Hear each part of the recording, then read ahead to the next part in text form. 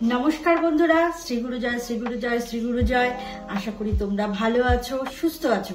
আজকে chicken popcorn recipe তোমাদের সাথে শেয়ার করব। চলো তাহলে দেখতে থাকো।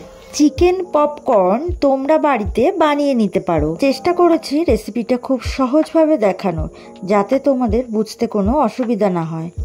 চিকেন পপকর্ন বানানোর জন্য আমি হাড় ছাড়া সলিড পিস ছোট ছোট করে কেটে নিয়েছি। একটা পাত্রে 2 চামচ টক দই নিয়ে নিয়েছি। তার মধ্যে 1 চামচ বাটার দিয়ে দিলাম, 1 চামচ নুন দিয়ে দিলাম আর সামান্য পরিমাণে জল দিয়ে ভালো করে মিশিয়ে নিলাম। এবার চিকেনের পিসগুলো দিয়ে দিলাম, ভালো করে মিশিয়ে নেব। এভাবে রাখলে চিকেনের মধ্যে নুনটাও ভালোভাবে ঢুকে যাবে আর চিকেনের পিসগুলো ফ্রাই করলে ভেতরটা জুসি থাকবে। আচ্ছা, এবার একটা মশলা বানিয়ে নেব। তার জন্য দারচিনি নিলাম, গোলমরিচ গুঁড়ো নিলাম 1 চামচ, কাশ্মীরি লঙ্কার গুঁড়ো নিলাম 1 চামচ, ঝাল লঙ্কার গুঁড়ো নিলাম 1 চামচ, 1 চামচ আমচুর পাউডার নিলাম, 1 চামচ ম্যাগি মশলা নিলাম, 1 চামচ চিনি নিলাম, 1 চামচ আজিনামোটো নিলাম, 1 চামচ নুন নিলাম। মিক্সিং জারে একবার মশলাটা ঘুরিয়ে পাউডার করে নিলাম।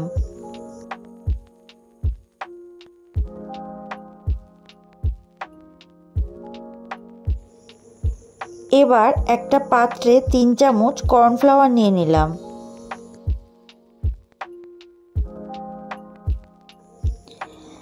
আর যে মশলাটা বানিয়েছিলাম সেটা দিলাম। আদা রসুন বাটা 2 চামচ দিলাম, সামান্য জল দিলাম। এবার মিশিয়ে নিলাম ভালো করে। চিকেনটা হাত দিয়ে চেপে এর মধ্যে দিয়ে দিলাম।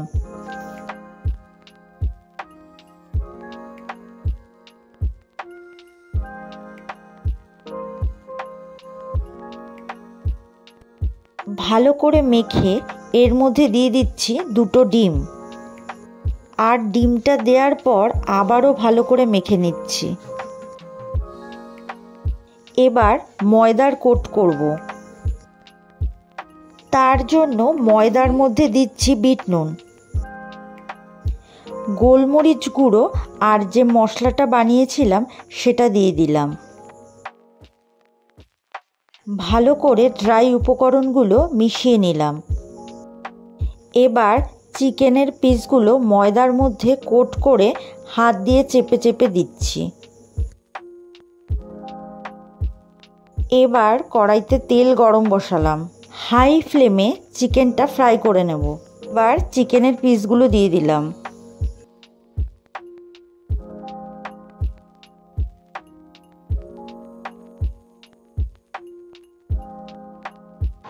চিকেনের পিসগুলো দেওয়ার সাথে সাথে নাড়ব না, একদিক ভালো করে ফ্রাই হলে তারপরে অপর দিক ফ্রাই করে নেব।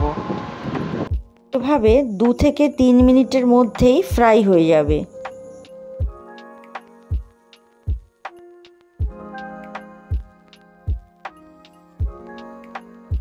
একটা পাত্রে তুলে নেব।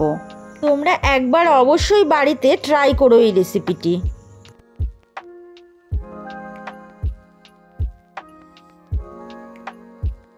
বাকিগুলো এই একইভাবে ফ্রাই করে নেব।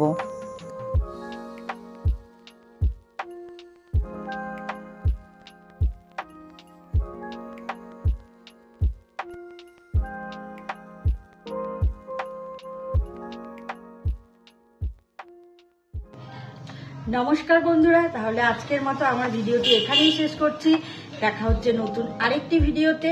সুস্থ থাকো, ভালো থাকো। আর আমার এই রেসিপিটি যদি তোমাদের ভালো লেগে থাকে তাহলে একটা লাইক, কমেন্ট, শেয়ার করে দিও। আরও নতুন নতুন রেসিপি পাওয়ার জন্য আমার পাশে থাকার অনুরোধ রইল।